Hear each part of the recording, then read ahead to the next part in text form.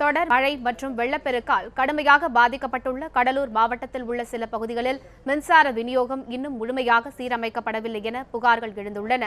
கடலூர் மாவட்டம் குறிஞ்சிப்பாடி பகுதியில் உள்ள சிறுபாலையூர் கிராமத்தில் இருக்கும் நமது செய்தியாளர் சஞ்சீவியிடம் இது பற்றிய கூடுதல் விவரங்களை கேட்கலாம். சஞ்சீவி, நீங்க சொல்லுங்க. சஞ்சீவி, மக்களுக்கு எந்த வகையில் நிவாரண உதவிகள் வழங்கப்பட்டு வருகின்றன? நீங்க தொடருங்க. கடலூர் மாவட்டத்தில் உள்ள சிறுபாலையூர் என்ற கிராமத்திற்கு கடந்த 4 நாட்களுக்கு முன்னால் நாம் வந்திருந்தோம். அந்த சமயத்தில் இந்த கிராமத்தில் அடிப்படை வசதிகள், குறிப்பாக உணவு கூட வழங்கப்படவில்லை என்று மக்கள் சார்பாக குற்றச்சாட்டு வைக்கப்பட்டது.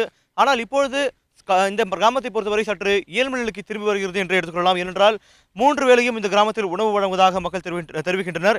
அதேபோல மின்சாரத்தை பொறுத்தவரை இந்த பகுதியில் இன்னும் முழுமையாக வரவில்லை. கிட்டத்தட்ட 30% மின்சாரம் மட்டுமே கடலூரின் கிராமங்களில் கொடுக்கப்பட்டுள்ளது. இன்னும் மீதமுள்ள இடங்களில் மின்சாரம் வரவில்லை என்று அதிகாரிகள் தெரிவிக்கின்றனர்.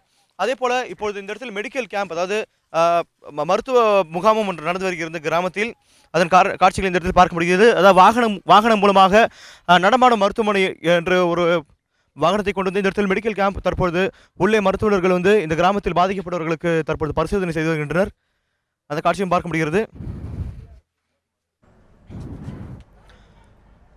இந்த குறிஞ்சிப்பாடி வட்டத்தில் மட்டும் கிட்டத்தட்ட இதுபோல 25 வாகனங்கள் உள்ளதாக கூறப்படுகிறது. அதே போல அவை போதுமானதாக இல்லை என்று மக்கள் சார்பாக ஒரு குற்றச்சாட்டு வைக்கப்படுகிறது. அதாவது கடந்த 3 நாட்களுக்கு முன்னால் இதுபோல வாகனம் வந்தது. ஆனால் 3 நாட்களுக்கு பிறகு இப்பொழுதுதான் இந்த வாகனம் இப்பொழுது இந்த இடத்துக்கு வந்துள்ளது என்று மக்கள் சார்பாக கூறப்படுகிறது. அதனால் அதாவது முழுமையாக இன்னும் இந்த வசதியை பொறுத்தவரை, அதாவது மருத்துவ வசதி இன்னும் முழுமையாக கிடைக்கவில்லை என்று மக்கள் சார்பாக கூறப்படுகிறது. மற்ற பிரச்சனைகளை பற்றி மக்களிடம் கேட்கலாம். வேற என்ன பிரச்சனை இருக்கு உங்களுக்கு? சார், ஒரு வாரமாக பஸ் வரல சார். ஊரில் பஸ் வரதுனால காலேஜுக்கு இன்னும் போகல. கரண்ட் இல்லை. ஒரு 8-9 நாள் ஆகுது என்னோடய கரண்ட் வந்து. ஒரு வாரமாக எக்ஸாமுக்கு 2 எக்ஸாம் போக முடியல.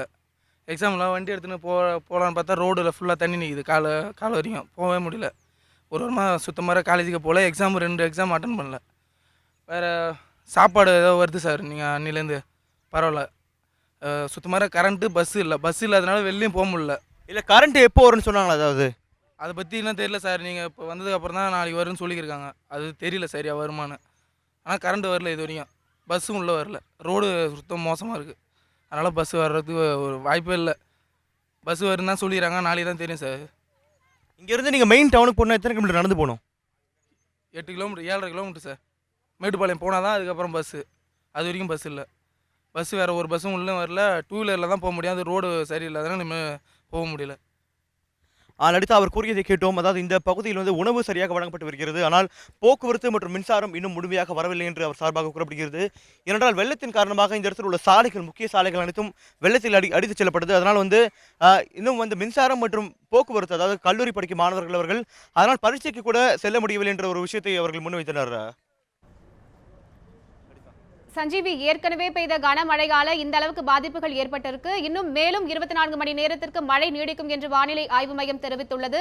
இதற்காக மாவட்ட நிர்வாகம் என்னென்ன முன்னெச்சரிக்கை நடவடிக்கைகளை எடுக்க திட்டமிட்டிருக்கு, அது குறித்து சொல்லுங்க சஞ்சீவி.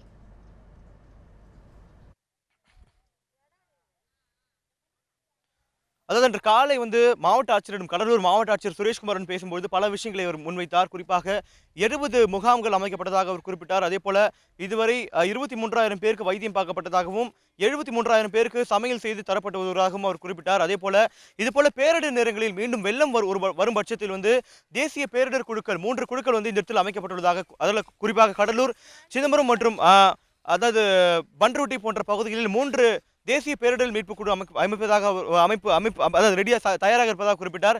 அதே போல அதாவது தாழ்வான பகுதியில், குறிப்பாக இது போல தாழ்வான பகுதியில் இந்த சிறுபாலையூர் பொறுத்தவரை பார்த்தோம் என்றால் வெள்ளத்தால் அதிகபட்சமாக பாதிக்கப்பட்ட பகுதி என்று கூறலாம். ஏனென்றால் சுற்றி விளைநிலங்கள் உள்ளது. அதனால் தண்ணீரால் முழுதுமாக சூழப்பட்டும் இப்பொழுது அந்த விவசாய நிலங்களில், அதாவது நெல் தெரியும் காட்சிகளை பார்க்கலாம். கடந்த 4 நாட்களுக்கு முன்னால் இந்த இடத்திற்கு வரும்போது இது ஏரி போல தெரிந்தது. ஆனால் தற்போது சற்று நீர் வரிந்து நம்மால் அந்த பயிர் வெளியே வந்திருக்கக்கூடிய காட்சியை பார்க்க முடிகிறது. அதனால் இந்த கடலூர் இந்த பகுதி மீண்டும் ஈரம் நிலைக்கு வருவது என்று எடுத்துக்கொள்ளலாம். அதனால் இது போல தாழ்வான பகுதியில் மீண்டும் வெள்ளம் வரும் பட்சத்தில் போட்டுகள் மூலமாக சாப்பாடுகள், உணவுகள் போன்ற விஷயங்கள் சப்ளை செய்யப்படும் என்று அவர் தெரிவித்தார். லலிதா, உங்களுடைய தகவல்களுக்கு நன்றி சஞ்சீவி.